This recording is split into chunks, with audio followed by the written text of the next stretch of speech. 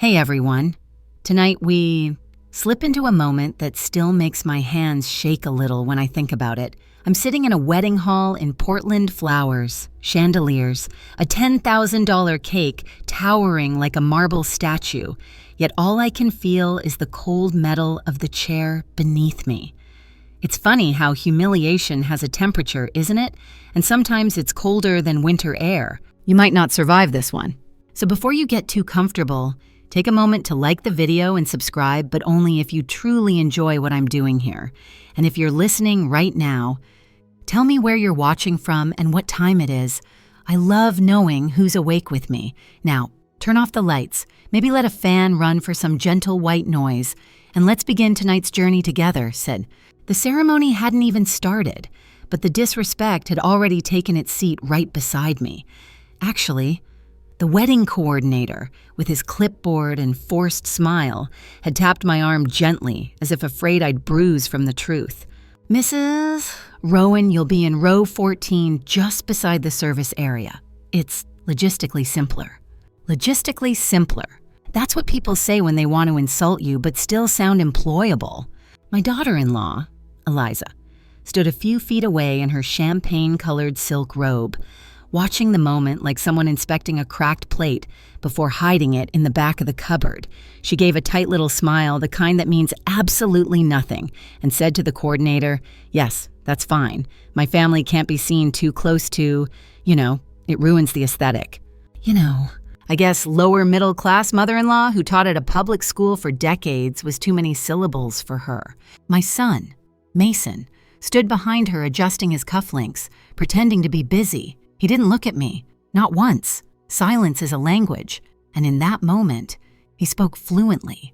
I kept my chin up and walked toward the back row seat, even though inside I felt myself shrinking like laundry in an over-hot dryer. A string quartet was warming up in the corner, violins slicing the air, cellos humming low. Everything around me felt polished, expensive, curated, and I felt like a typo someone forgot to delete. It's strange, 40 years of teaching English, 3 decades of budgeting, think couponing, stretching every paycheck, and raising a son alone after my husband died. Yet all of it could be erased by one seating chart, row 14, behind the photographers, behind the floral assistants, behind even the servers who were discussing tray angles. I sat, smoothing down the navy dress I'd ironed twice that morning. It wasn't new, but it was clean. My palms were trembling a bit, and I folded them into my lap, praying no one would see how much this hurt. After all, I wasn't the mother of the bride or groom. No, I was apparently the optional scenery. But here's something I've learned in my 68 years. Humiliation doesn't break you. It reveals who already threw you away long before the moment arrived. That's old woman wisdom right there. Costs nothing, worth everything. A group of guests in jewel-toned gowns passed by, whispering without even trying to lower their voices. That's the groom's mother. She taught at a public school. I heard she still lives in a tiny rental near Hawthorne. Some people just don't match the event, do they? I pretended not to hear. Pretending is a skill you master after parenting a child who grows up and forgets your sacrifices the second he marries into money.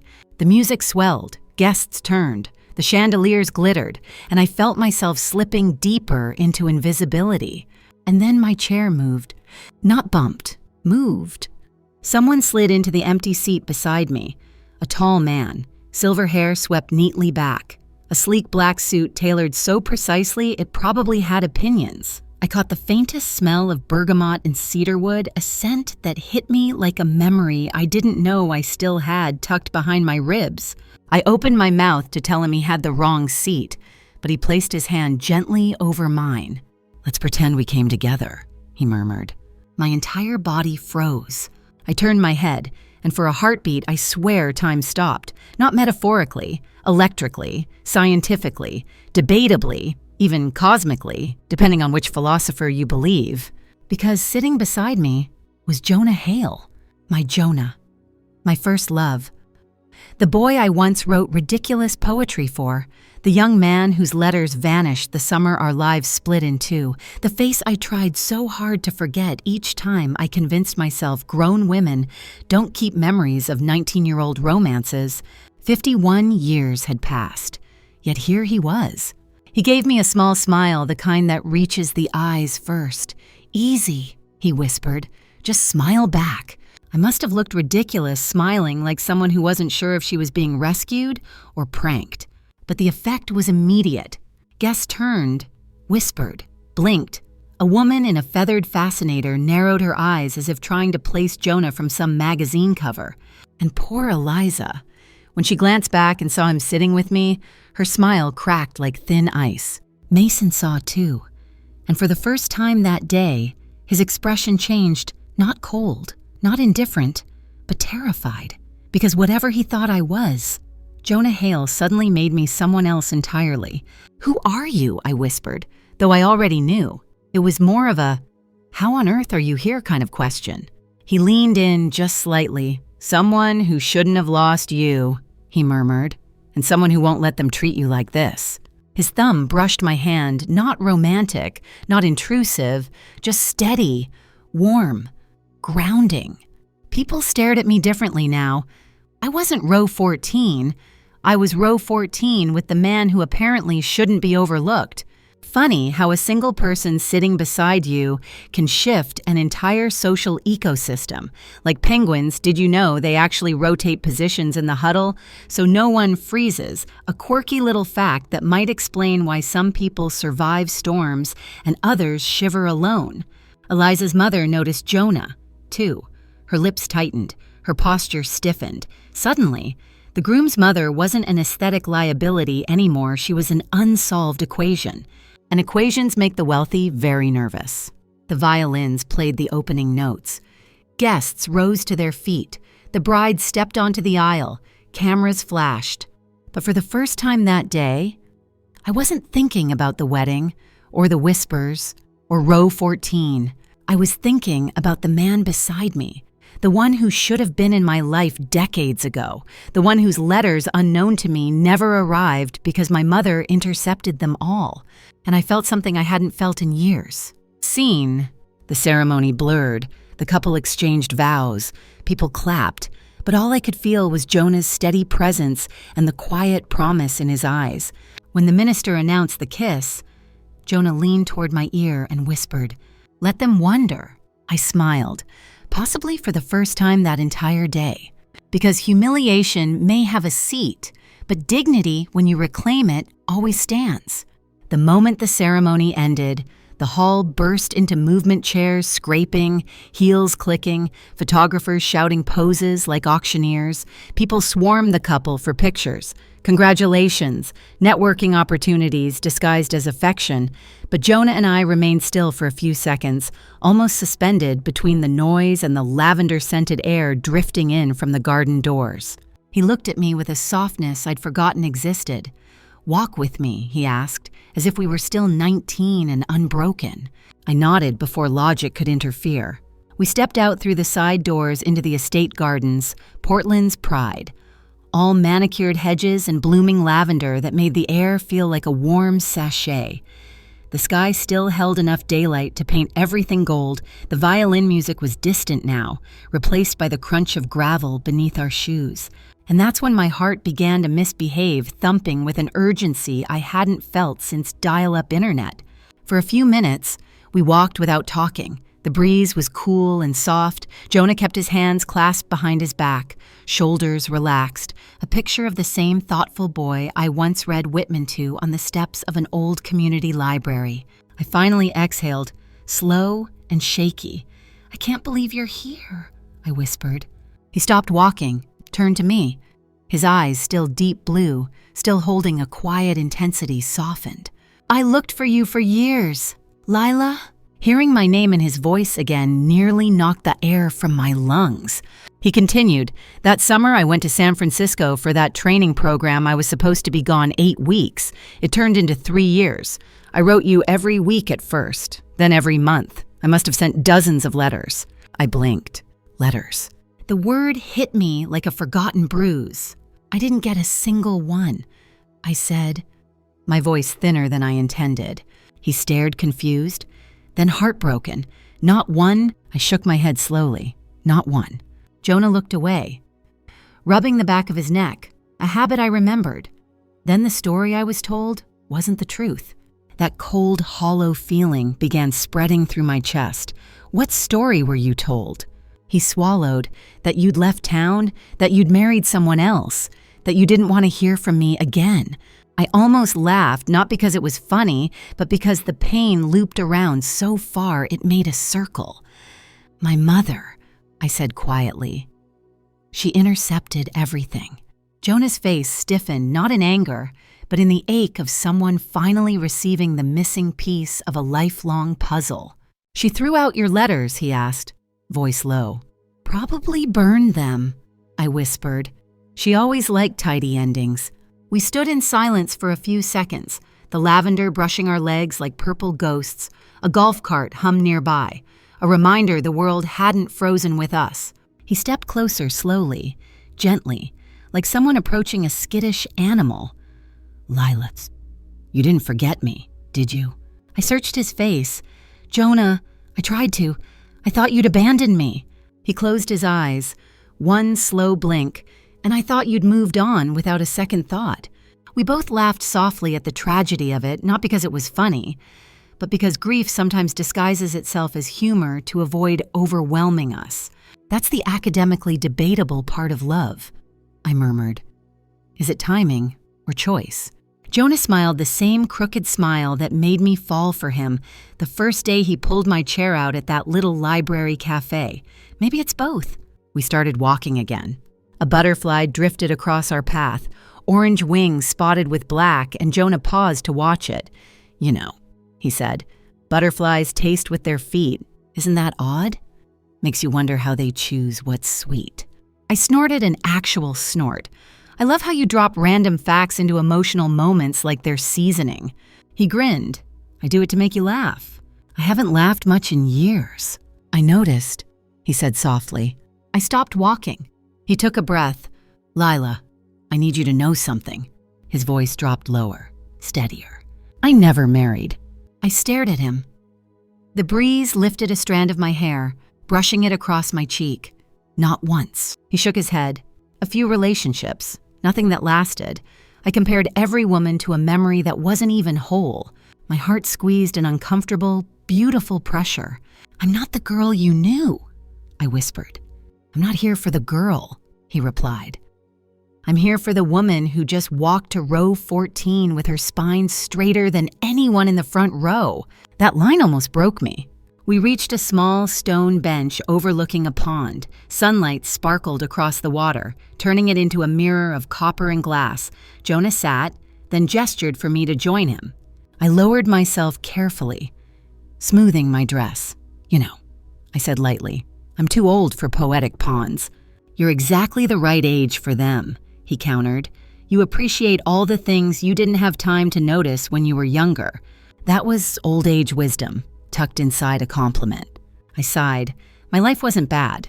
It was just quiet, predictable, respectable, like decaf coffee, fine, but nothing that wakes you up. Jonah chuckled. You always had a way with metaphors. I taught English for 42 years. I smiled. It's in the job description. Our eyes met again. For a moment, we didn't need to talk. We didn't need explanations. Our past sat with us uninvited but not unwelcome. Then footsteps broke the silence, quick, sharp, purposeful. I turned. Mason and Eliza were striding across the grass toward us, her gown snagging, his expression tense. They looked like they were rushing to put out a fire they had accidentally lit. Mom, Mason hissed, his voice cracking at the edges. We need to talk, now. Eliza locked eyes with Jonah, her face tightening. Who are you? She demanded, like she was interrogating a trespasser on her private island. Jonah rose calmly, adjusting his suit jacket. Someone who once mattered a great deal to Lila. The air snapped like a cold rubber band, and in that moment, I realized row 14 was only the beginning. The real unraveling had just begun. Eliza's heels dug into the grass as she closed the distance between us, each step sharp enough to bruise the earth. Her gown some couture silk number that probably cost more than my monthly pension snagged on lavender stems, but she didn't bother lifting the hem. Rage or fear can make a person forget their manners. Mason hovered beside her, eyes jittering between me and Jonah, like a man watching two tectonic plates grind together beneath his feet. "Mom," he said again, softer this time, but still tight. "Can we please talk privately?" I didn't move, and neither did Jonah. He stood beside me like a calm shadow, unbothered, grounded, and unintimidated. It was strange how much strength it gave me. Even after decades, his presence felt like a warm coat on a cold morning. Eliza ignored my silence and zeroed in on Jonah like he was a misfiled tax document. "I asked who you are," she said, voice clipped. Jonah offered the slightest, most polite smile, and I answered. The way her teeth clicked together told me she did not appreciate concise men. I finally inhaled deeply and looked between them. "Is there something urgent?" I asked. "Otherwise, we can talk later." "It's your wedding day. You should be greeting guests, not interrogating me." Mason flinched, guilt flickering across his features. "Mom, please, there are things we need to clarify." "Or control," Jonah murmured under his breath, just loud enough for the truth to shimmer in the air. Eliza's jaw tightened, I said privately.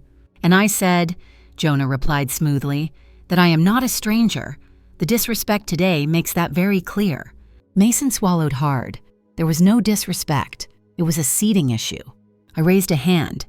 "If we're going to have this conversation, we can tell the truth. Please don't insult me with logistics." Silence fell over the four of us, sticky and heavy. A few guests turned to watch from the patio, some curious, others whispering like it was bonus entertainment included with their free champagne. Eliza's voice finally came, low but sharp. "This is my wedding, and I won't have some unknown man causing confusion." "Unknown," Jonah repeated calmly. That's an interesting choice of word, considering this unknown man is familiar enough to destabilize your entire seating hierarchy. I had to cough to hide a laugh. That was joke number one accidental, but very much appreciated. Mason raked a hand through his carefully styled hair. "Mom, really, we need a moment." Jonah looked at me with a question in his eyes. "Do you want to do this?" I breathed in the lavender-scented air, held it for a second, then nodded. "Fine," I said. "We can talk, but Jonah stays." Eliza's eyebrows shot up. "Why?" "Because I said so." It's funny how empowerment, once awakened, grows fast like bamboo. One day you're in row 14. The next you're setting boundaries like a woman who finally found her backbone again. We moved toward a quieter part of the garden, near a fountain shaped like a marble swan. The trickling water should have been calming, but the tension in the air was thick enough to butter toast with. Mason spoke first, voice trembling slightly. "Mom, who is he really?" "People are talking." Aunt Delilah asked if he was one of those CEOs who buy up whole blocks. Jonah raised an eyebrow. "I've only bought 3 blocks. 4, if you count the development near Lake Oswego." His tone was casual, but Eliza's eyes widened. That was joke number 2, except it wasn't really a joke. I gently nudged Jonah with my elbow. "You're not helping." "I'm helping exactly enough," he murmured. Eliza stepped closer, lowering her voice. "Why is he here with you? You two came separately." And yet she looked him up and down. "He acts like you, belong together." That last part surprised me. Not because it wasn't true, but because she could sense it so quickly. I steadied myself. "Jonah and I knew each other a long time ago." "Define long," she snapped. "Half a century," Jonah answered. Eliza blinked like she'd swallowed a lemon seed. Mason looked lost, turning to me with something close to hurt in his eyes. "Why didn't you ever tell me about him?" That question landed harder than expected. I sighed, because when life breaks you in private, you learn to keep the broken parts to yourself, especially around people who don't look closely. Mason's face sagged. Eliza, however, was still on the attack. "And this old connection just shows up at our wedding. That's suspicious." Jonah leaned forward slightly, lowering his voice. "Suspicious is seating the groom's mother beside the service area. Suspicious is pretending poverty is contagious. Suspicious is disrespect." Eliza flinched as if slapped. Her lips parted. She looked at Mason, then at me. It wasn't meant. It was meant exactly as it sounded, I said quietly. Eliza could have denied it, could have blamed stress, but she didn't. She swallowed hard, eyes flicking to the ground. Mason groaned. This is spiraling. Only because we let it, Jonah murmured. Respect is a simple concept. You either give it or you don't. Old age insight. Rajder 2 blooming right there. People don't forget disrespect. They just collect it quietly until the day they stop carrying the weight. Mason rubbed his forehead. Mom, please, we're just trying to understand. I looked at my son, my only child. The boy I raised through sickness and pay cuts and nights where dinner was instant noodles so he could have new shoes for school. His face, once so open and boyish, was tight now, polished, groomed for the wealthy world he had married into. A mother knows when she's losing her child, and a mother also knows when she's getting him back. Mason, I said softly, I didn't want to ruin your day. I only wanted to sit where a mother sits. He closed his eyes, painful, slow. I know. The fountain splashed in the background, marking time, like a gentle metronome for heartbreak and truth. Then Eliza lifted her chin, masking fear with arrogance. Look, whatever history you two have, it doesn't matter. Jonah doesn't have any business with our family. Jonah's smile was small, cold, and elegant. Actually, that's where you're wrong. The air shifted. I felt it before I understood it. I'm Jonah Hale, he said softly, founder of Hale and Rowan Development. My firm finalized the acquisition of the downtown Harper Building 2 weeks ago. Eliza froze. The Harper Building. Yes, Jonah said, the one that houses your family's company. A single heartbeat passed, and then another, and then Eliza's face drained completely of color. Mason looked like he'd forgotten how to breathe. Why? He stammered. Why didn't you say anything earlier? Jonah adjusted his cuff, voice smooth as glass. Because courtesy is given until it's revoked. I didn't laugh, but I did inhale sharply. Sometimes the truth is funnier than any joke. That was joke number 3, quiet, cutting, and absolutely correct. Eliza's throat bobbed. So, you have control over our headquarters. For the moment, Jonah replied, but business is flexible, like seating charts, apparently. Her eyes went glossy, panic creeping in. I felt no joy in that moment, no triumph. Just the clarity of someone finally standing where she should have been all along. I placed a gentle hand on Jonah's arm. Let's go. The air is cleaner elsewhere. He nodded without hesitation. As we walked away, I heard whispers spreading faster than spilled champagne. Who is he? Is he really that Jonah Hale? Why is he with her? The Devons are in trouble now. The words swirled behind us like leaves in a breeze. We reached the valet area. Jonah opened the passenger door, just like he used to open the door to the library for me decades ago.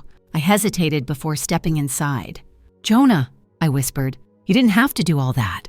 I know, he said gently, but I wanted to remind you and them that you were never row 14 material. I felt my throat tighten. And Lila, he added, yes, this is only the beginning. Jonah drove us away from the estate with the kind of smooth, quiet confidence only a man who's been underestimated his entire life can master. The sun was beginning to sink behind Portland's pine-lined hills, turning the dashboard gold. I sat there for a minute, watching the light flicker across his hands on the wheel, the same hands that once helped me sneak library books past the strict volunteer who believed romance novels corrupted youth. It was surreal. Row 14 to the passenger seat of Jonah Hale's car in under 2 hours. Life is nothing if not cinematic. He glanced at me. You okay? I'm considering being okay. He smiled. That's enough for today.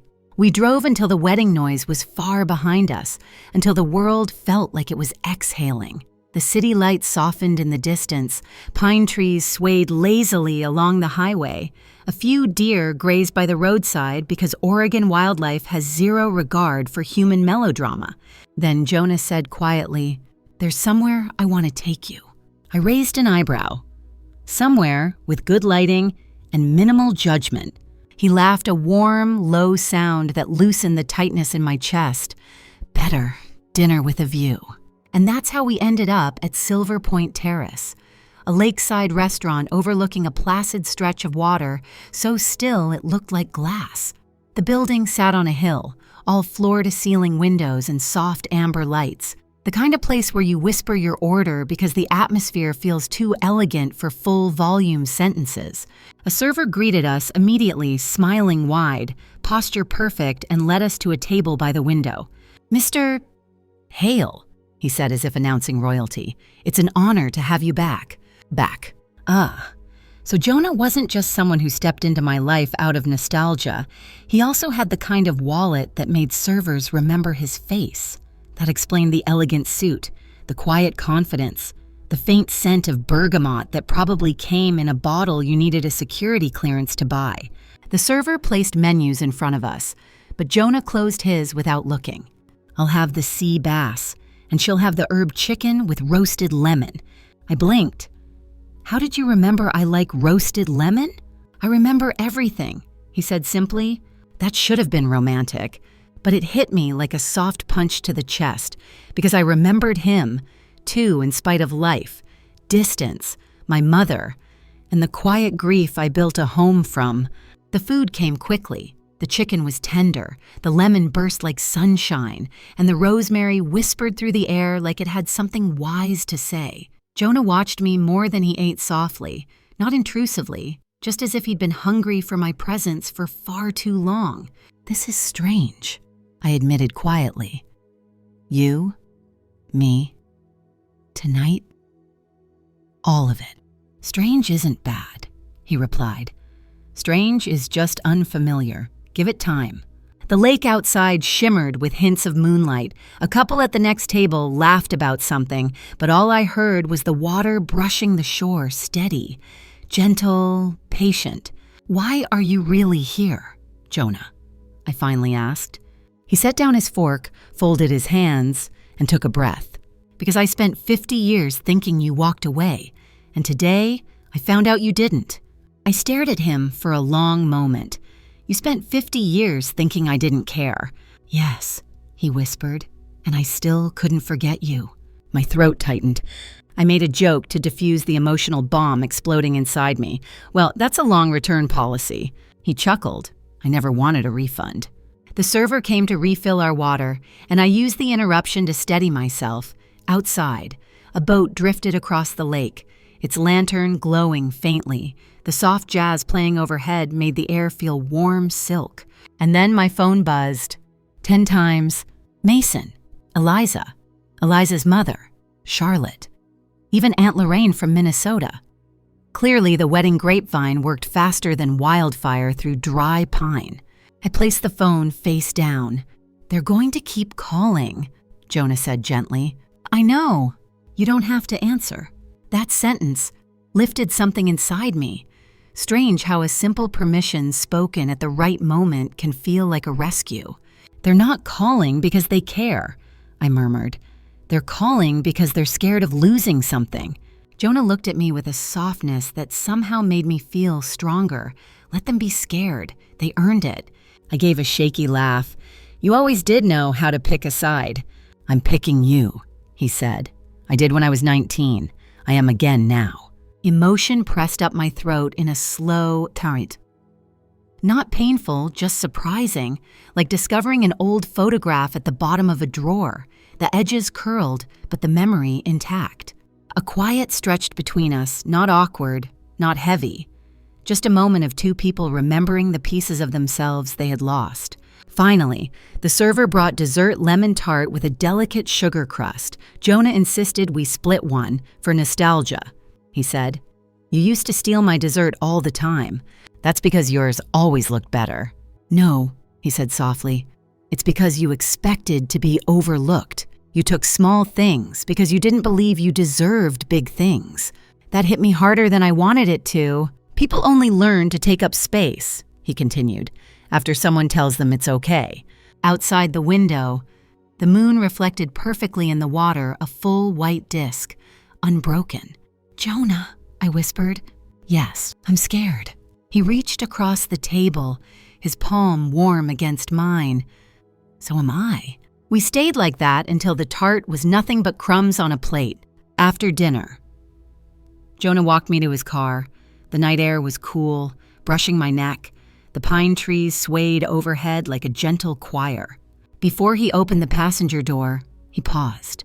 "Lila," he said softly, "I know today was painful, but pain often clears the path for truth.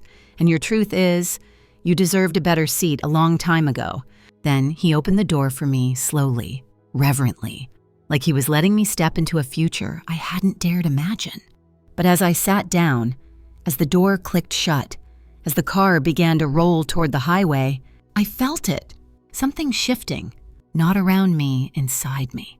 An old wound loosening, an old version of myself shedding, a new life knocking. And somewhere behind us, at that glittering wedding hall full of flowers and secrets, my son and daughter-in-law were realizing something life-changing. I wasn't sitting in row 14 anymore. Not today, not ever again. Jonah's car hummed softly as we pulled away from Silver Point Terrace. The road ahead dipped in moonlight and the quiet hum of Oregon pines. I leaned my head against the window, feeling the cool glass steady my pulse. The evening had left me full of old truths, new possibilities, and the strange sensation of seeing myself through someone else's eyes again. I should have been exhausted. Instead, I felt awake. It wasn't romance, no. That would be too simple a word. It was more like stepping into warm sunlight after years of shade, a slow thawing, a remembering. Jonah glanced at me, lips curving into a smile that made me feel 19 again. "I haven't seen you this quiet in, well, ever." "I'm thinking," I murmured. "Dangerous," he teased. "That's joke number 1, I said, pointing a finger at him. "Keep count." He laughed warm, low, familiar. "I'm serious." "What's on your mind?" "Everything," I whispered, "and nothing. And why life is such a comedian sometimes." He nodded knowingly. "Ah, the cosmic humor of timing. Timing is academically debatable," I said, lifting a brow. "Some philosophers think it's fate wearing a clock." He chuckled again, still quoting philosophers. "Good. I was worried the world had sanded down your edges." "It tried," I said, "but dust settles only if you do." Jonah reached for my hand just briefly, just enough to say, "You're still you." And I squeezed back, lightly, carefully, like a promise wrapped in tissue paper. When he pulled up in front of my little rental house on Hawthorne, the streetlights cast a soft glow over the porch. The rosebush Harold had planted years ago leaned gently toward the steps, a quiet sentinel. "This is me," I whispered. "It's a lovely home," Jonah said. "You're being kind." "No," he corrected softly. "I'm being honest."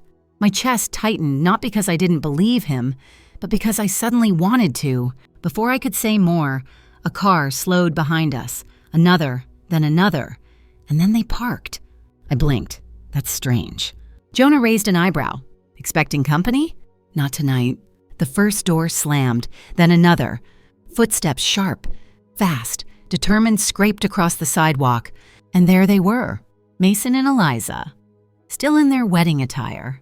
I swear Eliza's hair was still pinned with pearls. The train of her gown, though slightly dirty from the garden drama, trailed behind her like the tail of a very angry comet. Jonah whispered, "Stay in the car." "No," I said, "I'm done hiding." I stepped out before he could protest. The night air hit me instantly, cool and scented with blooming roses. My porch light flickered once dramatically, like it sensed trouble and then steadied. Eliza marched up first, eyes blazing. "We need to talk." 4 words, each sharper than the heel of her designer shoes. Mason hovered behind her, his face pale with humiliation and stress. He looked like a man who had spent an entire car ride rehearsing apologies and then forgot every one of them when the engine cut off. I crossed my arms. This really could have waited until morning. "No," Eliza said, voice tight. "It couldn't." Mason finally stepped in front of her. "Mom, why didn't you answer your phone?" I shrugged. "Because I wasn't obligated to." His eyes widened. "You always answer." "I always used to." I corrected gently. "That's different." Eliza let out a bitter laugh. This is ridiculous. Your guest made a scene. Correction, I said evenly. Your treatment of me made a scene. Jonah simply held a mirror. Jonah stepped beside me now, his presence quiet but protective. If by scene you mean treating a mother like a service staff member, then yes, quite a spectacle. Eliza's breath hitched. And who exactly? She snapped. Do you think you are? Jonah's smile didn't falter. A man who believes consequences reveal character. Yours, specifically. Mason stepped between us. Mom, this isn't about disrespect. It's about business. Ah, I said. So the truth emerges. He exhaled shakily.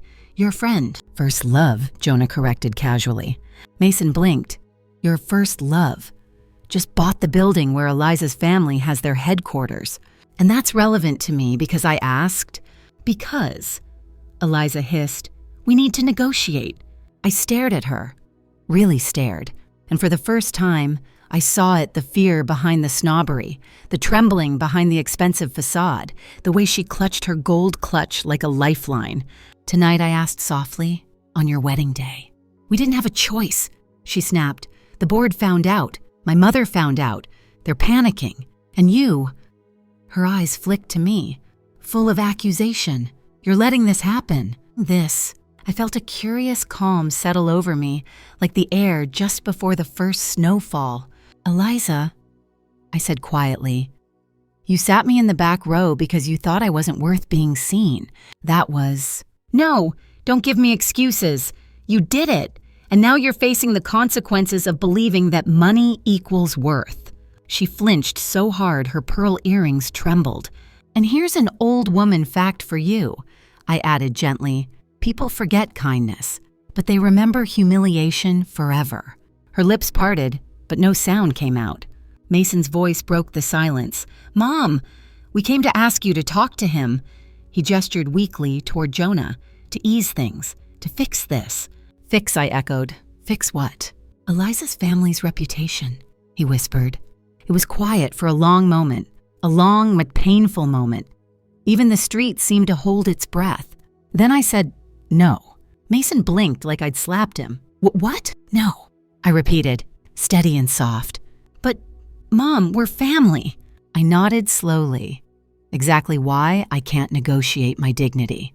Jonah stepped closer to me, his voice quiet and firm. We're done for tonight. Go home, think, reflect, and try again when your intentions are clean. Eliza's face crumpled. This isn't fair. Life rarely is, I said. But fairness starts with how you treat people. I learned that the hard way long before you were born. She swallowed, eyes glossy. For a split second, she wasn't a polished socialite. She was just a scared girl in a too bright world. But fear doesn't erase cruelty. It only reveals it. Mason grabbed her hand gently. Come on, Eliza, let's go. She nodded stiffly, turning away with a trembling exhale. Her gown dragged behind her, the pearls on her back shimmering under the street lamp like tiny regrets. Before he left, Mason turned back. His eyes met mine, full of something raw, wounded, and pleading. Mom, he whispered, I hope you know I never meant for any of this. I held his gaze. I know, but intent doesn't erase impact. He nodded slow, broken, and walked away. As their car pulled off, Jonah exhaled beside me. You handled that better than a Supreme Court justice. I snorted. That's joke number 2. He smiled. You sure you're okay? I looked at my little porch, my rose bush, the warm glow of my tiny living room. I'm okay, I said softly. For the first time in a very long time. Jonah touched my shoulder. Get some rest. Tomorrow will be interesting. Interesting is an understatement. Oh, I know. Before he walked back to his car, he added quietly, Lila, you were never meant for the back row, remember that. And then he drove off into the night, leaving the scent of pine, lavender, and the first stirrings of a woman reclaiming her rightful place. I stepped inside, locked the door, exhaled, and whispered to myself, this is only the start. The next morning unfolded quietly. The kind of soft Oregon morning where the sky looks half asleep and the air feels like it tiptoed in so it wouldn't disturb anyone. I sat on the edge of my bed for a full minute before standing, letting the stillness settle over me. My body felt tender, almost bruised from the weight of the previous day, not physically, just emotionally, which is the worst kind of sore. I shuffled into the kitchen, put the kettle on, and opened the window a crack. 2 scrub jays hopped onto my railing, scolding me for being late with breakfast. I tossed them a few peanut pieces, and they bobbed their heads like tiny blue professors giving approval. "Be patient," I whispered. "I'm operating on low battery today." My tea steeped while I leaned against the counter, staring at the quiet street. Something inside me felt different, sturdier, like someone had slipped a steel rod down my spine while I slept. Maybe it was Jonah's words, maybe the echo of Charlotte's arrogance, or maybe it was simply the moment I tore that check. There's a particular kind of peace that arrives after you choose yourself. It's subtle, like a whisper you suddenly realize was always there. I sat with my tea, palms warming slowly, when I heard a car door slam outside. One slam, then another. My breath caught. For one frightening second, I thought Charlotte had returned with reinforcements, maybe an entire boardroom. But when I peeked through the curtain, it was just the mail carrier dropping off a stack of flyers. One of them was for a new yoga studio promising emotional release through goat stretching. I set it aside. I love goats, but I'm not sure I'm ready to stretch with them. My phone buzzed on the table. "Jonah, are you awake?" I smiled. "Barely." I typed back. "Jonah, meet me at North Bank Tower at 2. Elena Wu needs to walk you through something. Dress however you like. You always look strong." Strong. It had been a long time since anyone used that word for me. I poured another cup of tea, my comfort blanket in a mug, and spent the morning cleaning the already clean living room. Smoothing pillow corners, rearranging the mantel clock Daniel fixed years ago. Grief is funny. It softens, but it never quite leaves the room. It just sits in different chairs. At one point, I caught my reflection in the hallway mirror. I didn't look younger. I didn't look richer, but I did look awake, more present than I'd seen myself in years. By early afternoon, I slipped into a simple navy dress, brushed my hair back, and added my small silver locket, the one with Daniel's faded picture inside.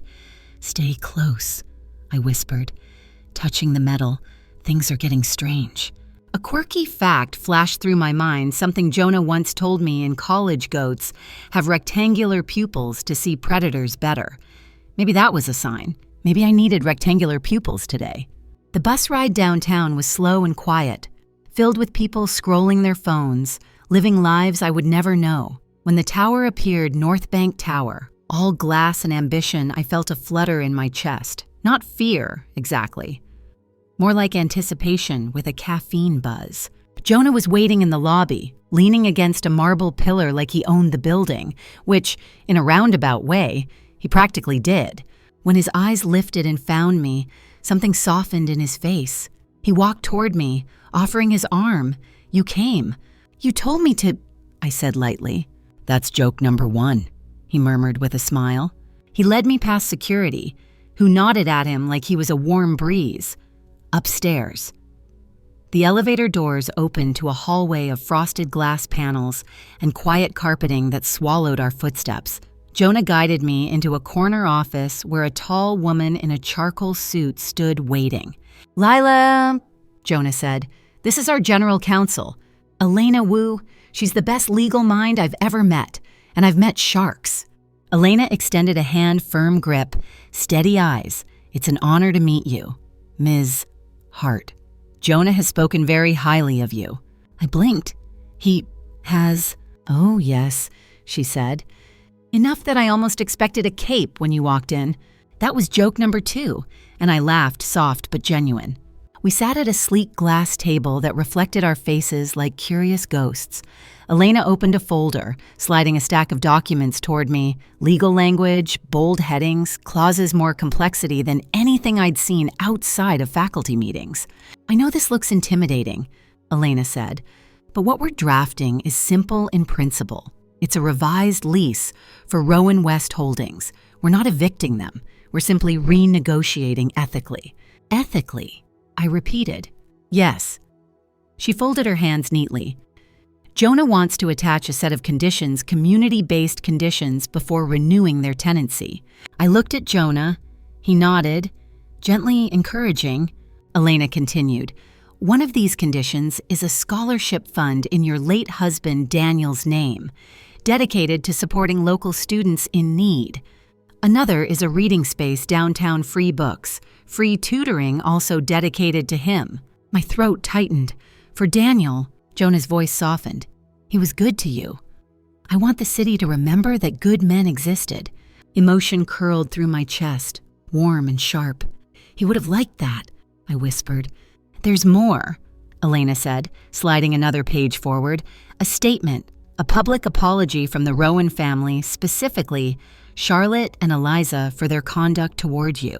My pulse stilled. A public apology. Yes, Elena said calmly. Written, spoken, and verified. That's, I swallowed, unusual.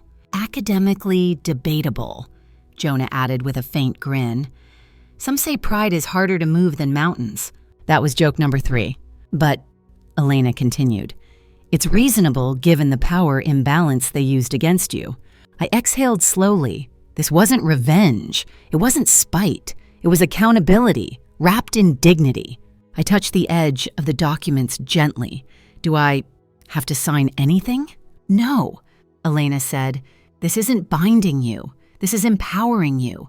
We wanted you to see it first, to know your experience isn't being dismissed. The old age insight slipped out before I could stop it. People think respect is a luxury, but it's actually a currency rare, valuable, and too often counterfeited. Jonah's smile deepened. And you deserve the real thing. I looked through the glass walls at the city gray, sprawling, quietly alive. For the first time in decades, I felt like my voice mattered, not because it was loud, but because someone finally listened. Elena stood. We'll finalize these drafts over the next 2 days. After that, the Rowan family will have to choose ethics or consequences. Jonah offered his hand to help me up. Ready to head out? Ready, I whispered. As we walked back toward the elevator, I felt something extraordinary settle inside me. Not power, not revenge. Worth, and worth, once claimed, is something nobody can seat in the back row again. The next morning arrived with a dull gray sky that matched the quiet weight in my chest. Not sadness, no.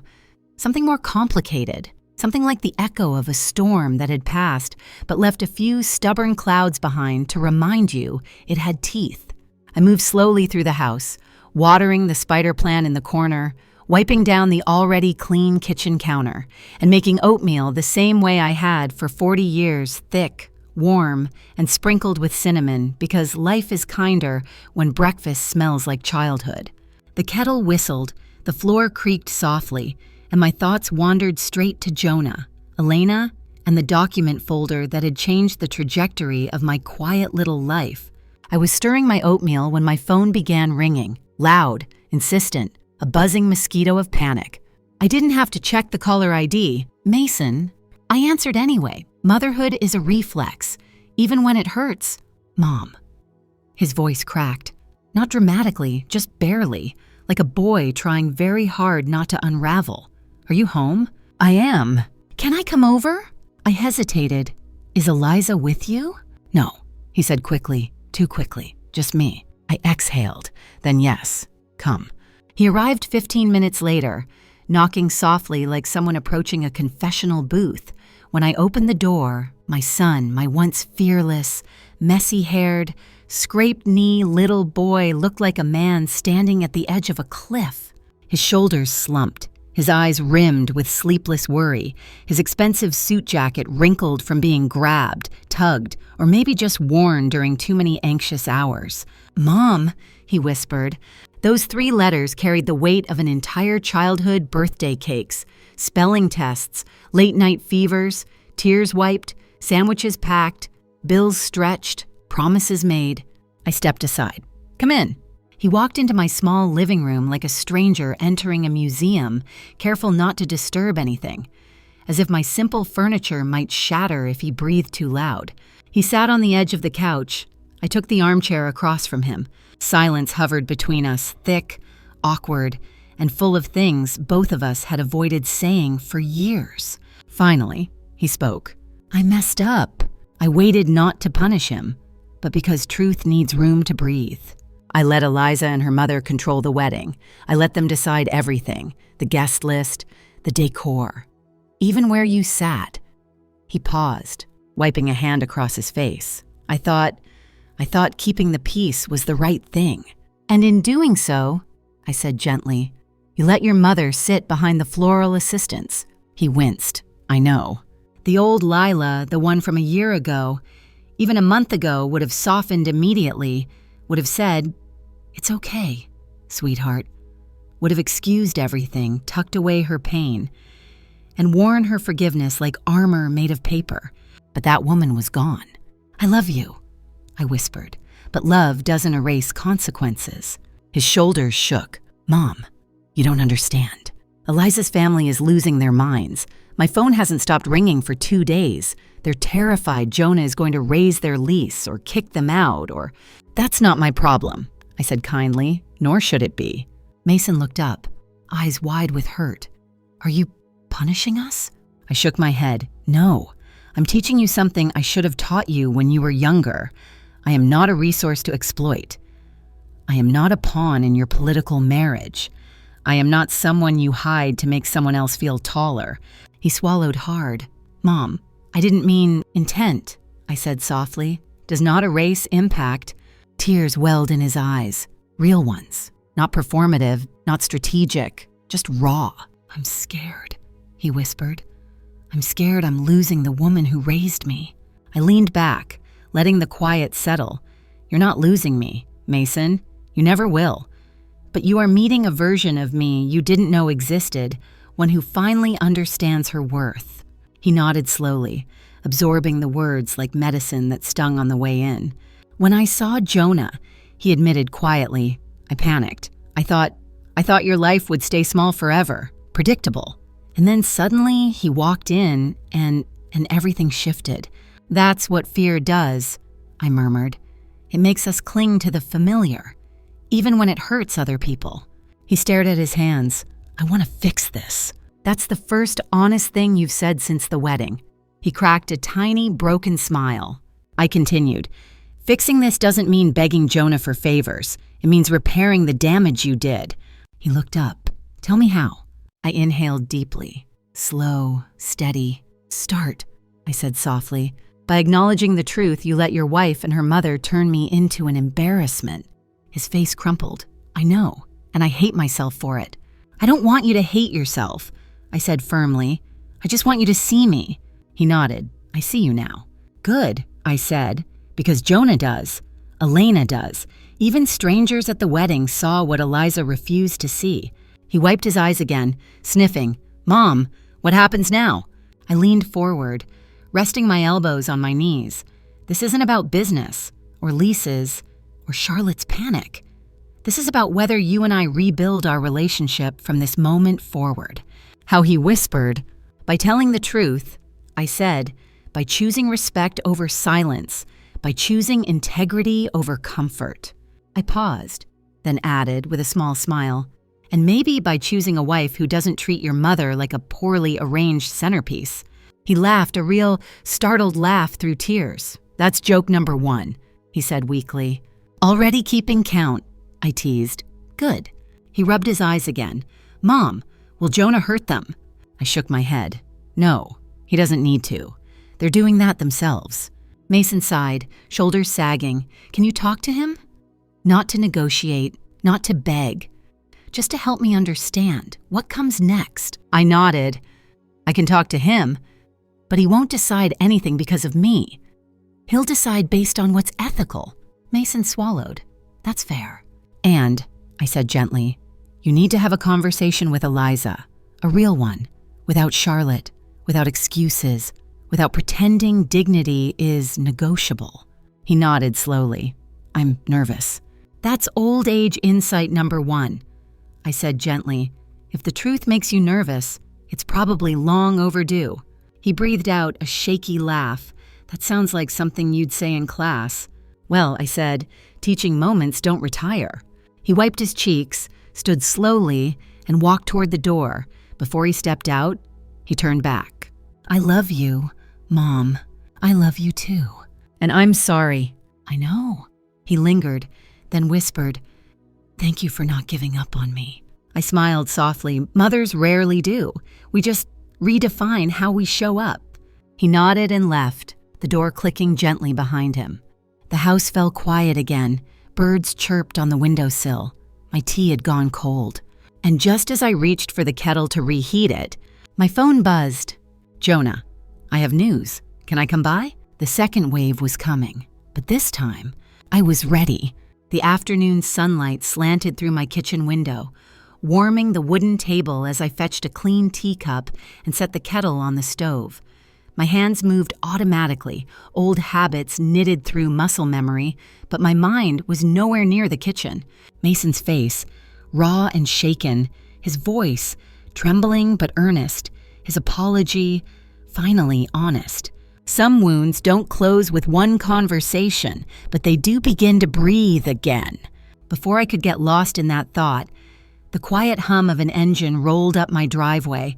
I heard a car door shut, steady footsteps, a pause at the porch, then a gentle knock, 3 short taps, and one softer one. The signature rhythm of a man who never rushes. Even when the world tries to push him. I opened the door, and there he was, Jonah Whitmore, dressed in a crisp charcoal blazer, blue shirt open at the collar, and an expression that held a peculiar mix of warmth and gravity. A man who could command a boardroom with a glance, yet looked at me like I was the only person he needed to speak to today. Hi, he said softly. Come in, I answered. He stepped inside, eyes sweeping the room. His gaze lingered briefly on the family photos on the wall, my husband Daniel, smiling awkwardly as he held a fishing rod, Mason missing his front teeth in a second-grade portrait, me in my old classroom holding a chalkboard covered in quotes, moments frozen in frames, humble and warm. Tea, I offered. He smiled, always. As the kettle began to hum again, Jonah took a seat at the kitchen table, folding his hands neatly. There was a calm seriousness about him today, quieter, sharper, like he was bracing for something. When I sat across from him, he exhaled slowly. They accepted everything, he said. The words landed gently but carried the weight of a collapsing tower. Everything I asked. He nodded, all conditions. The revised lease, the new ethics clause, the scholarship in Daniel's name, the public apology. They signed the entire package. A strange feeling washed through me, something like justice wearing the clothes of disbelief. So it's done, I murmured. It is? For a moment, we sat in silence, letting the enormity of it settle in the small kitchen, outside. A bird hopped across the porch railing. Somewhere down the street, a lawnmower droned faintly. Then Jonah leaned back slightly. There's a fundraiser tonight, the Seattle Children's Initiative. Avon Realty is a major sponsor this year. They insisted on announcing the signing there. They're hoping the setting will soften, well, everything. I raised an eyebrow. Announcing their apology during a charity gala. Yes. A corner of his mouth twitched. It's dramatic and ironic and very them. I couldn't help a quiet laugh. Indeed. He grew more serious. But they want you there, Lila, and I want you there. Not as a prop, not as leverage, but because the apology should be heard by the person it was meant for. I looked down at my hands. Stronger hands than a year ago, than even a month ago. Will Mason be there? I asked. Jonah hesitated. He texted me earlier, said he would attend. A soft warmth spread through my chest. My son wasn't running away this time. He was walking straight into the consequences, something most adults avoid, until life cornered them. Do you want me to go? I asked. Jonah's gaze softened. I want you to stand in a room that once looked down on you and let them see who you really are. I was quiet for a long moment. You know, I murmured. When I was teaching, I always told my students, sometimes you have to show up so the truth can find you. That, he said, sounds like insight number 1. No, I smiled. That's old age wisdom number 1 for today. He chuckled lightly. Then let's add quirky fact number 1, public apologies at charity galas tend to make the dessert table awkward. I laughed a real, warm laugh that felt like it shook dust off the curtains. Jonah reached into his leather folder and slid a clean printout toward me. This is for you. A copy of the signed agreement. My breath caught. There, in black ink, was my husband's name. The Daniel Carter Memorial Scholarship Fund, $10,000 annually for 5 years. I swallowed hard. He would have cried if he saw this. Jonah's voice dropped soft as a whisper. You honored him. Lila, and yourself. I traced the printed letters with my fingertip, Daniel's name preserved not with grief, but with purpose. I'll go tonight, I said quietly. Jonah nodded. I'll pick you up at 6. He started gathering his things, then paused halfway. There's something else I should tell you. I tilted my head. What is it? He leaned forward slightly, elbows on his knees. Charlotte came to my office this morning. My eyebrows shot up. She did what? He nodded, walked in like she owned the building, demanded the lease be reconsidered, claimed the apology letter was too humiliating. I snorted. Unsurprising. She also suggested, he continued, that you be discouraged from attending the gala. I stared at him. Of course she did. His jaw tightened not in anger, but in loyalty. The kind that protects quietly but fiercely.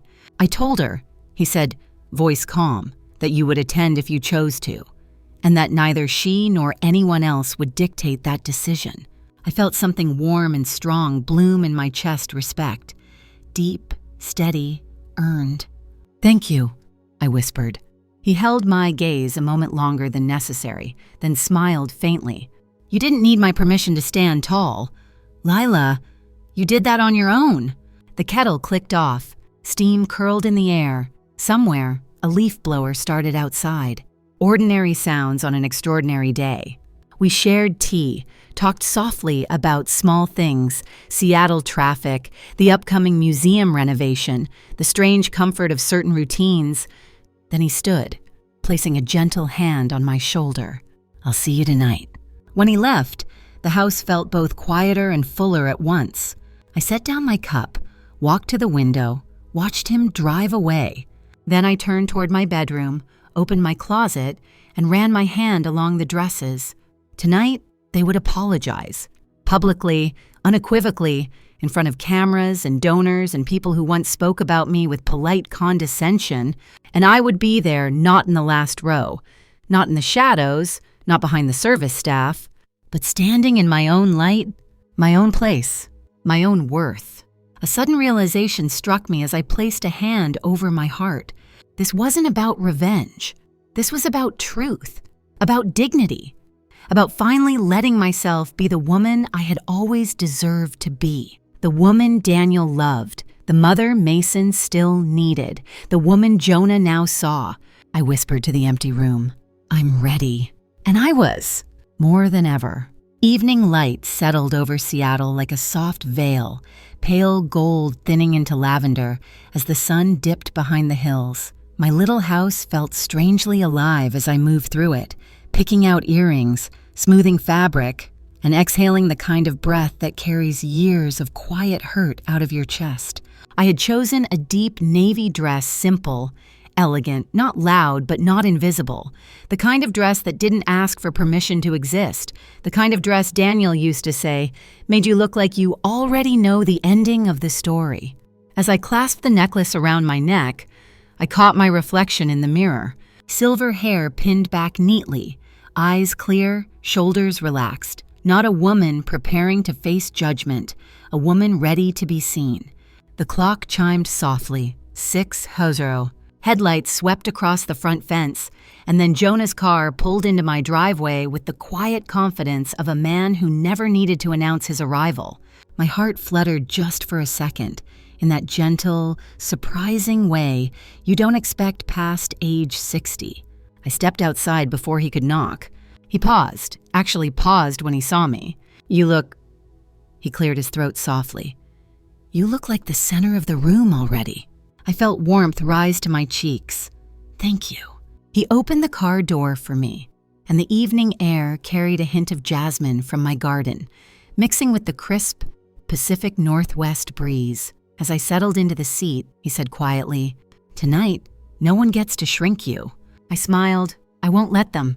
He nodded once, like he already believed it. The country club. The Seattle Evergreen Country Club stood lit like a lantern, crystal chandeliers spilling light onto manicured lawns, tuxedoed staff ushering guests through wide glass doors. Luxury hummed through the air, polite and precise. When Jonah guided me inside, heads began to turn, not dramatically, not rudely, but with a kind of cautious curiosity, the same way people look at a painting they suddenly realize is more valuable than they assumed. A woman in a champagne-colored gown whispered to her companion, "Is that her? The one from the apology announcement?" Another murmured, "She's with Whitmore. That must mean something." I kept walking, spine straight, heartbeat steady. Jonah's hand hovered near my back, not touching, but close enough to feel his presence, like a warm shadow.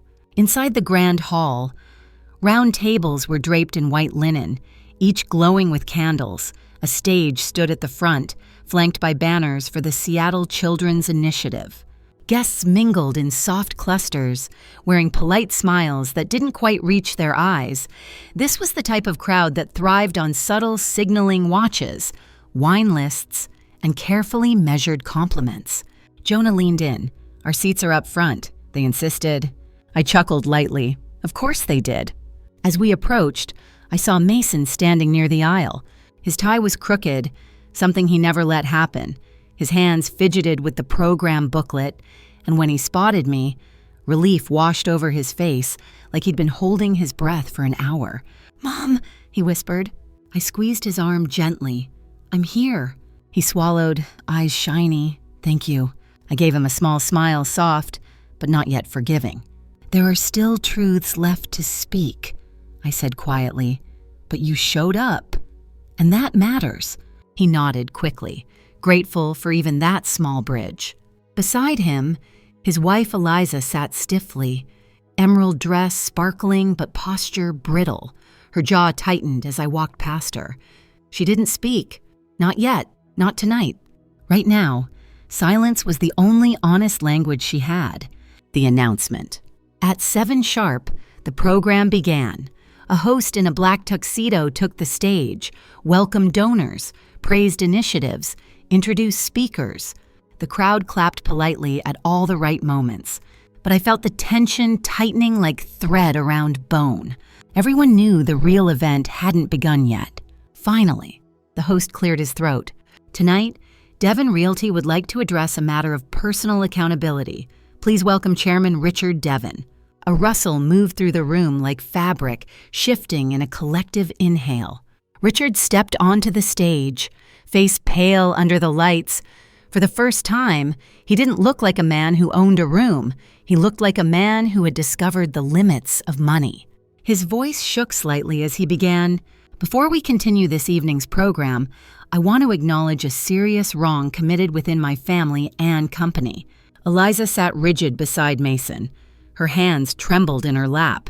Richard continued, "On the day of my son and daughter-in-law's wedding," harsh, classist words were spoken words that targeted a woman who had done nothing but show up with love. He paused, searching the audience until his eyes landed on me. I kept steady eye contact. For once, I didn't look away. "And actions," he went on, "were taken that diminished her in front of others. Actions that did not reflect the values we claim to hold." Mason bowed his head. Eliza's breath hitched. Richard gestured toward the front row. "At this time, my daughter-in-law, Eliza Devon, would like to speak." A hush fell over the hall. Eliza stood slowly. Her hands shook so badly the note card trembled like a leaf in a storm. She lifted her eyes, brimming, uncertain, and began to read. "My name is Eliza Devon, and on my wedding day, I said words that were cruel. I said Lila Carter's background would embarrass our family, and I placed her in the last row behind event staff. I treated her as less." A few gasps whispered through the room. Eliza swallowed. I was proud and insecure and wrong. Her voice cracked. I humiliated someone who had never wronged me, and today I offer a full apology publicly, sincerely, without excuse. She lowered the note, tears slipping silently down her cheeks. I am sorry, Mrs. Carter. Not a performance, not manipulation, just truth, naked and trembling. The room held its breath. I rose from my seat. Jonah didn't touch me, but I felt him there, steady as a railing. I stepped toward the aisle. Every eye turned. When I reached the center of the room, I spoke softly, but every mic, every camera, every person leaned in to listen. I hear your apology, I said, and I acknowledge it. No anger, no cruelty, just clarity. I won't pretend forgiveness is instant. It isn't. Respect is rebuilt slowly through actions, not words. Eliza nodded through tears. I continued, but today we are telling the truth, and that is where real change begins. A ripple moved through the hall, an exhale of humanity the crowd didn't expect to witness, and then the applause began. Slow, growing, real. Not for me alone, but for the truth given space to breathe. I walked back to my seat, calm and grounded. Jonah leaned close and whispered, "You were extraordinary."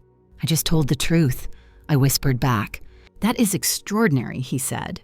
Afterward, when the program ended, the room buzzed with a strange mix of awe and discomfort. People weren't sure whether to treat me like royalty or cautionary scripture.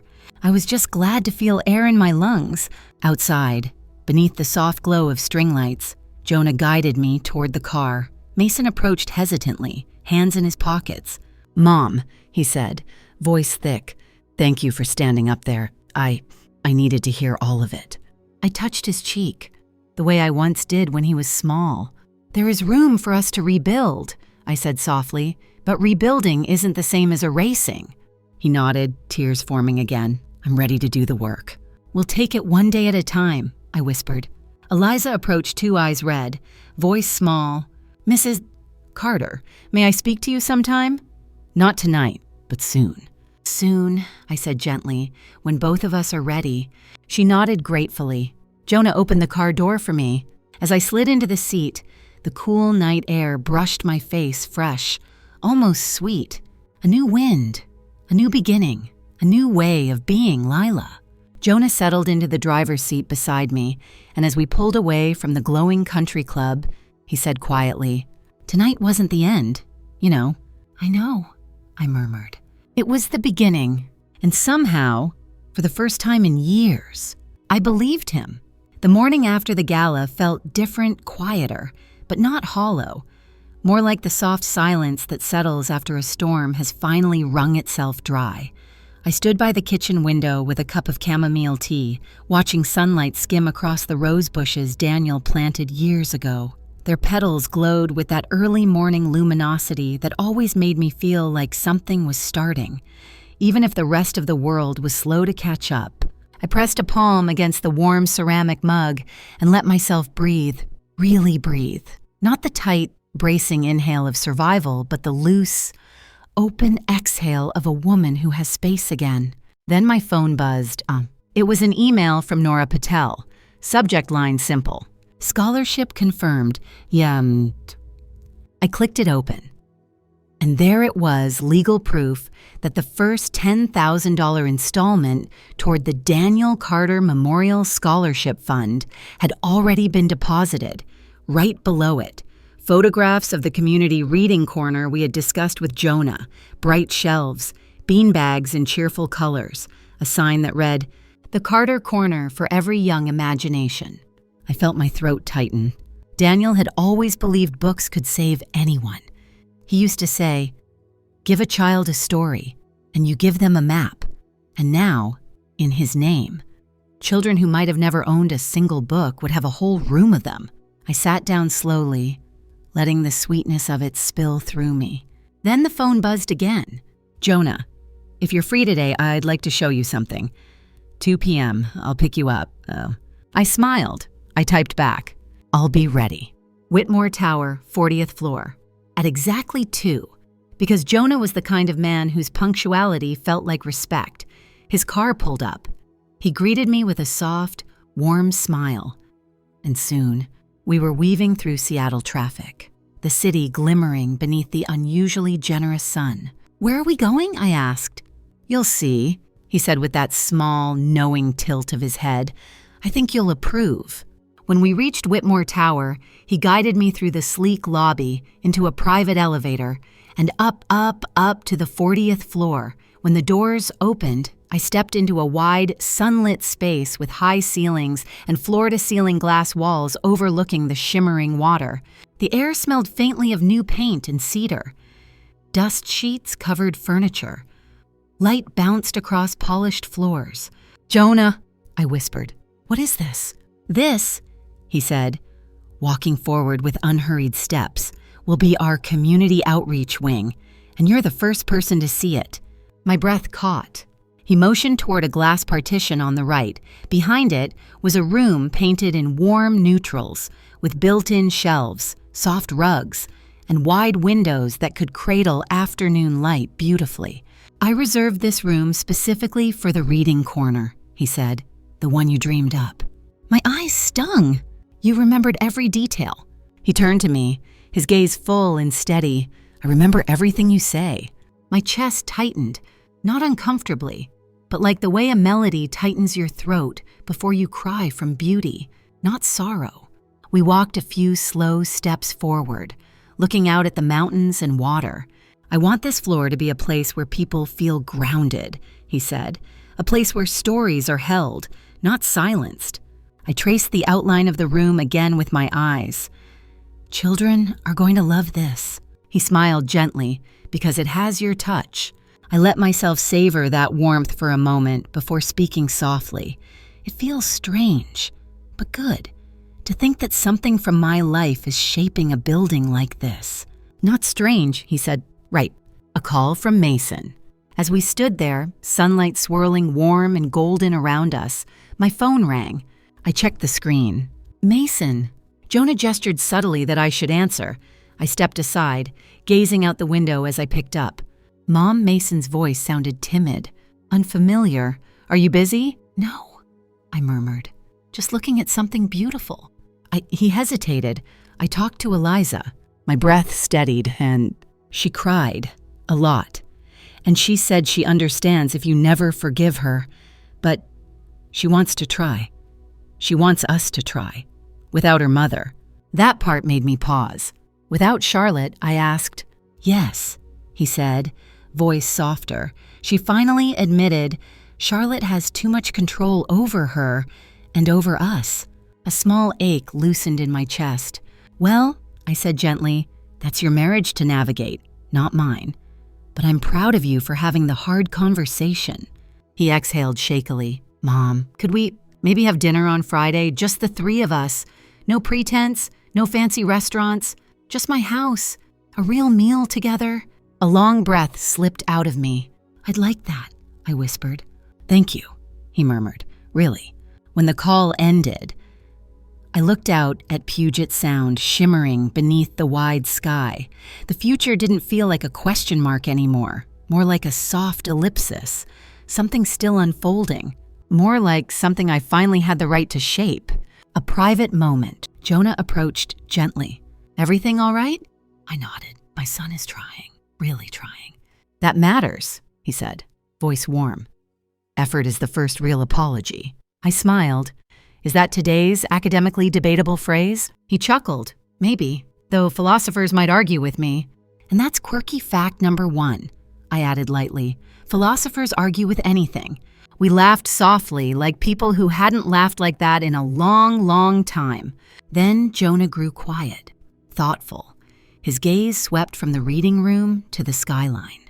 "Lila," he said slowly, "there's something I never told you." I turned to him. He sighed gently.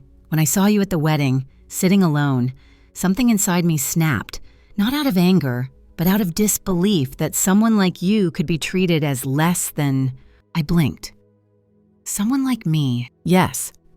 He stepped closer, not invading, just offering. "Someone who carries dignity like breath, someone who survived hurt without becoming bitter, someone who, he hesitated, then finished softly, someone I've missed for 50 years without understanding why. My breath caught. The room, the view, the sunlight, everything blurred around him. "Jonah," I whispered. He didn't rush, didn't press, just held my gaze with gentle certainty. "I'm not asking anything of you," he said. "I just needed you to know that your presence shifted more than one life." A warmth spread through me, deep, slow, and blooming. "Thank you," I said softly, "for seeing me when I couldn't see myself." He reached for my hand, not clasping it, just letting his fingers brush lightly against mine. A promise without pressure. A beginning without demand. I didn't pull away. A new purpose. We walked the floor together, imagining shelves filled with books, children curled on beanbags, volunteers reading out loud while sunlight painted everything gold. Life after 60 doesn't shrink. It widens if you let it, if you choose it. Standing there, I realized something simple and profound. I was done living quietly. Not loudly, not proudly, just wholly. And there is no age limit for that. As we left, as Jonah drove me home, I thought about Daniel, about Mason's effort, about Eliza's trembling apology, about Charlotte's dark fury, about the scholarship and the reading corner. Every strand of my past, painful, beautiful, fragile, had woven itself into something new, something sturdy, something mine. And when Jonah pulled up in front of my house, he touched my hand lightly. "We're building something good." "Lila," he said. "Yes," I whispered. "We are." And I stepped out of the car feeling taller, not in posture, but in presence, in truth, and finally understanding my worth. Friday arrived with the kind of soft, milky sunlight that makes the whole world look newly washed. I stood in my bedroom longer than usual, deciding what to wear, not out of vanity, but out of quiet intention. Tonight wasn't a performance. It wasn't a negotiation. It wasn't a show of status or apology. It was something much more delicate, a beginning. I chose a simple cream blouse and soft gray slacks, comfortable but put together. The kind of outfit that said, "I belong in any room because I say so." On the dresser lay a photo of Daniel holding baby Mason, a faint crease on the edge from years spent pinned to a refrigerator. Daniel's smile was warm, easy, a man who never tried to look powerful, yet made everyone around him feel safe. "I wish you could see him now," I whispered, "or maybe you can." The house was quiet enough to hear the ticking wall clock, my breathing, my heartbeat. Change comes slow until it arrives all at once. At 5:30, I stepped outside, the cool Seattle air brushing against my skin. For a moment, I let myself take in the scent of the roses, the faint hum of a distant lawnmower, and the soft rustle of wind through the maple trees. Then I walked to my car. Tonight, I wasn't walking into someone else's home as an afterthought. I was walking into my son's home as myself. Arriving at Mason's house. Mason's house stood at the end of a tidy cul-de-sac, a stark contrast to the tension that had once lived behind its doors. When I parked, I saw him already waiting outside, hands shoved in his pockets, shoulders slightly hunched like he was afraid to do anything too fast. He waved awkwardly. I waved back. When I reached him, he cleared his throat. "You look nice, Mom." "Thank you, sweetheart." He stepped aside and opened the door. "Come in." Inside, the lights were dimmer than usual, warm instead of bright. The dining table was set simply but thoughtfully, with white plates and folded napkins, no towering floral arrangements, no place cards, no orchestra of expectations, just a table. My seat was in the center. The sight of it made my breath hiccup. At the far end, a small white rose had been placed in a narrow vase, just like the one they'd put for Daniel at the gala. A quiet nod, a bridge. "Dinner's almost ready," Mason said gently. I cooked. I smiled. Cooking is an academically debatable phrase for what you're doing, I assume. He laughed a quick, surprised sound. "Yes, it's edible. That's all a mother can ask." He led me toward the dining room and then paused as footsteps approached. Eliza appeared in the doorway. Her makeup was soft, almost bare. Her emerald green dress had been replaced by simple jeans and a pale sweater. She looked younger, like this, less armored, less icy. Her hands twisted together nervously. "Mrs. Carter?" she said quietly. "Eliza," a beat of silence. Then she exhaled shakily. "Thank you for coming. I told you," I said gently. "When I'm ready, I'll show up. And I am here."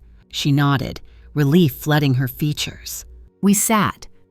I took my seat at the center of the table, no longer symbolic, but real, earned, acknowledged, and something in my chest loosened for the first time in years.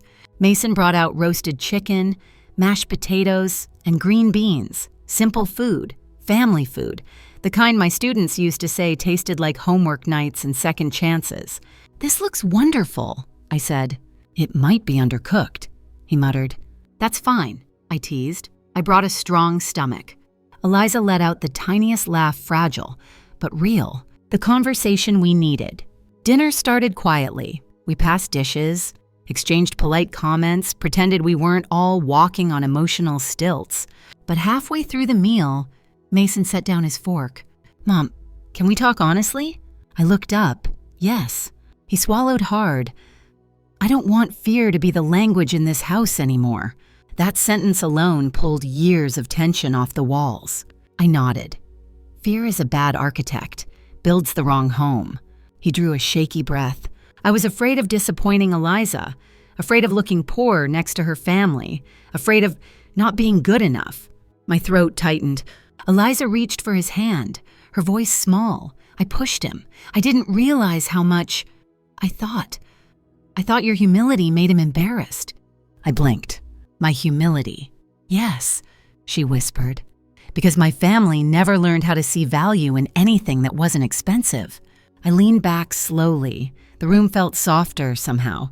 "Eliza," I said gently, "being raised in wealth isn't a sin, but using it to define other people is..." She nodded, eyes glistening. "I know, and I'm trying to unlearn it." Silence stretched a heartbeat.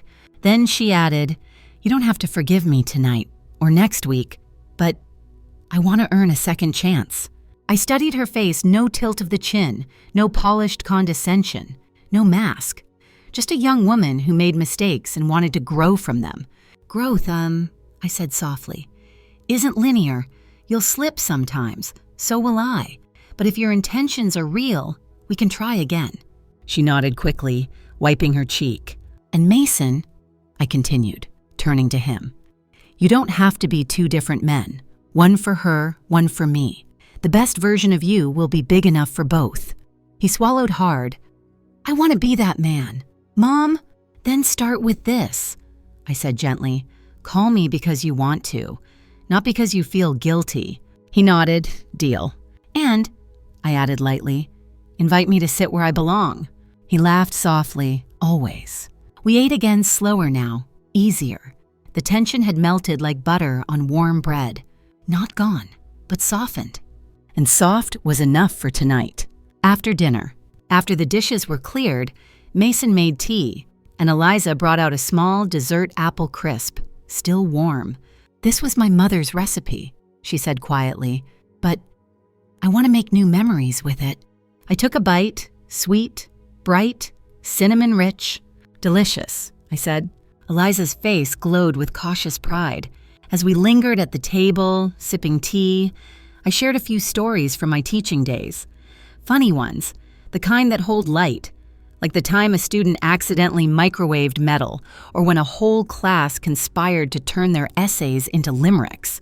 Eliza laughed more freely now. Mason relaxed deeper into his chair. It felt like a beginning, a small one, but a beginning nonetheless. Leaving the house, when it was time to go, Mason walked me to the door. "Mom, thank you," he whispered. "For what?"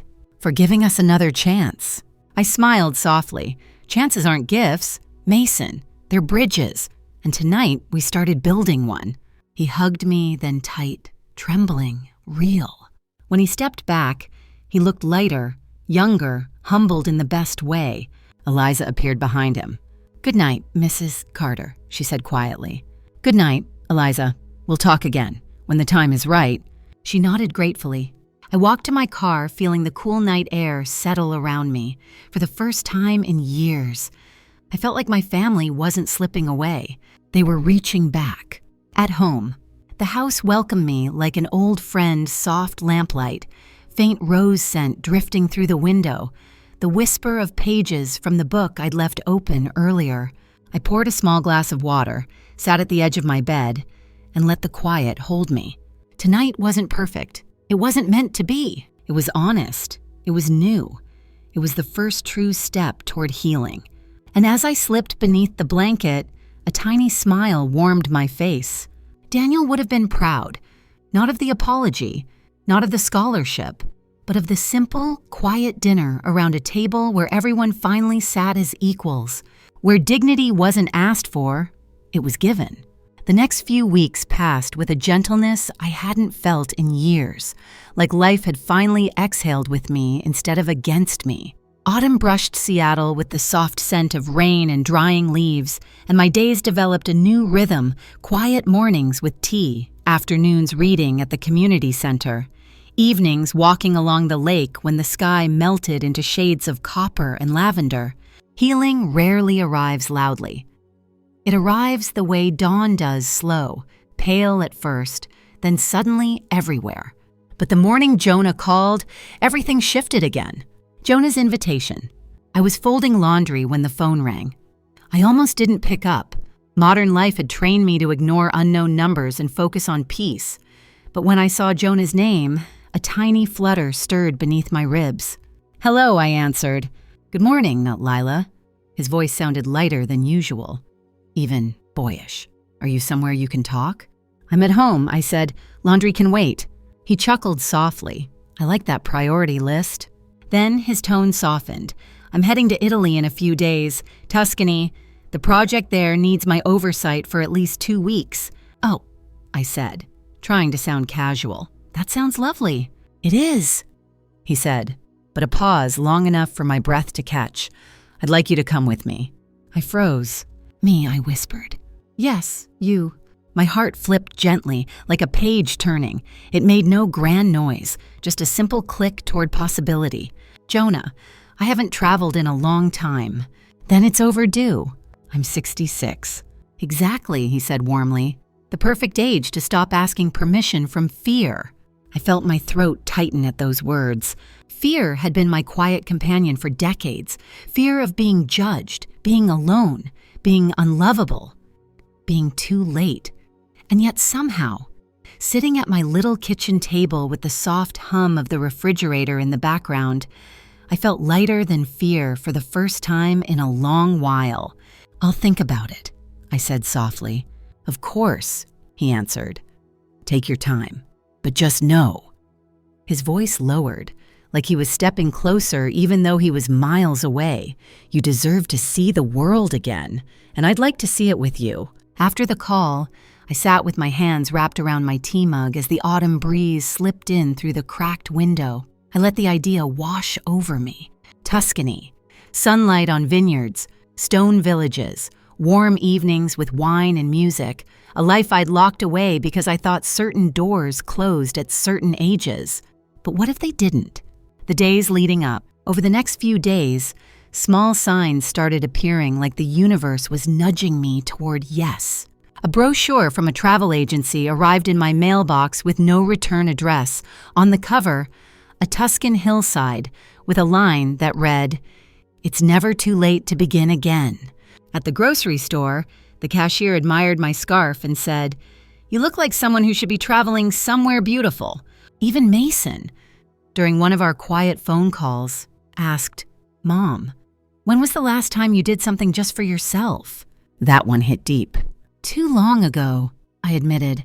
"Then go," he said with gentle conviction. "You deserve it." And his voice softened. "I want to see you happy, Mom, really happy." I swallowed hard. "Thank you, sweetheart." Even Eliza texted a few days later a careful message.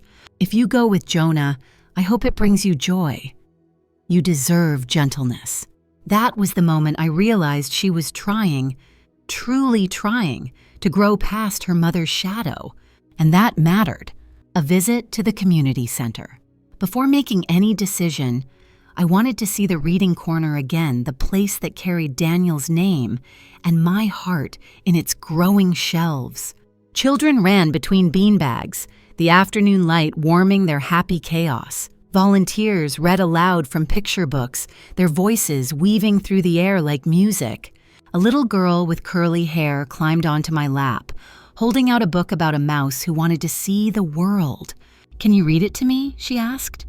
I smiled and opened the first page.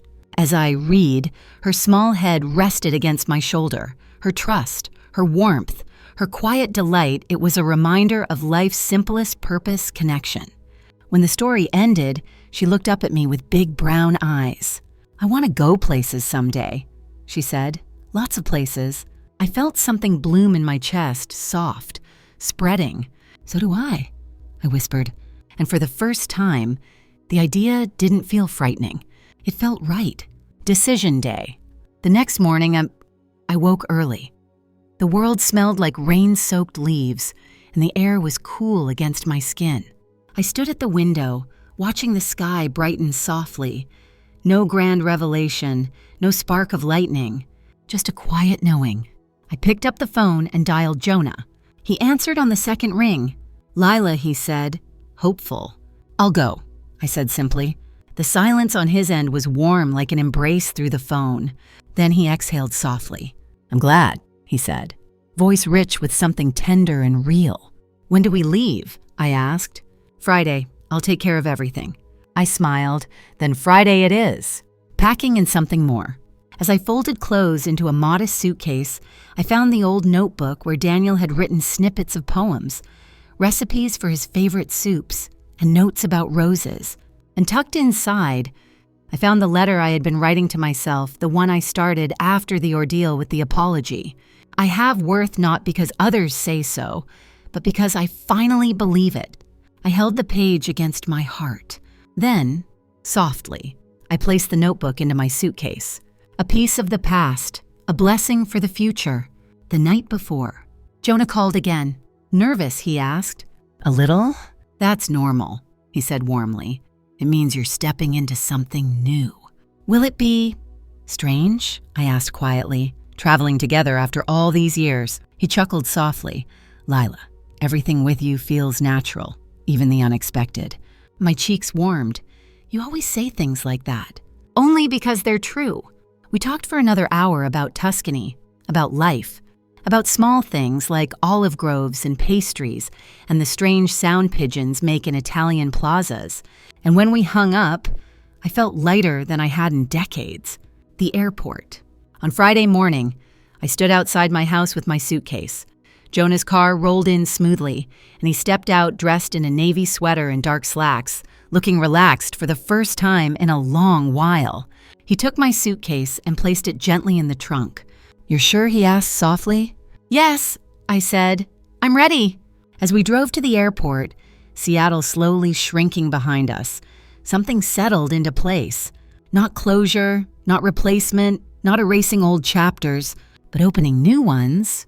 On the plane. As we boarded, Jonah took my hand just before we stepped into the cabin. Not grabbing, not claiming, not assuming, just offering.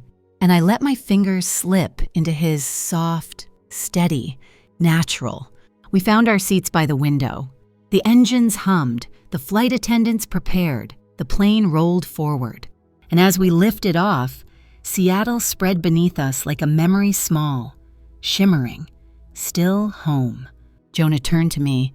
"For the next 20 years, he whispered. "Let's rewrite it together." I looked at him, at the sky, at the horizon widening. "Let's," I said. And the plane soared toward a new life, one I finally chose for myself. The truth is, this entire journey began in the last row of a wedding hall, a place where I was meant to sit quietly and disappear, a place chosen to shrink me, a place meant to remind me of what I was not. But instead, it became the beginning of remembering who I am.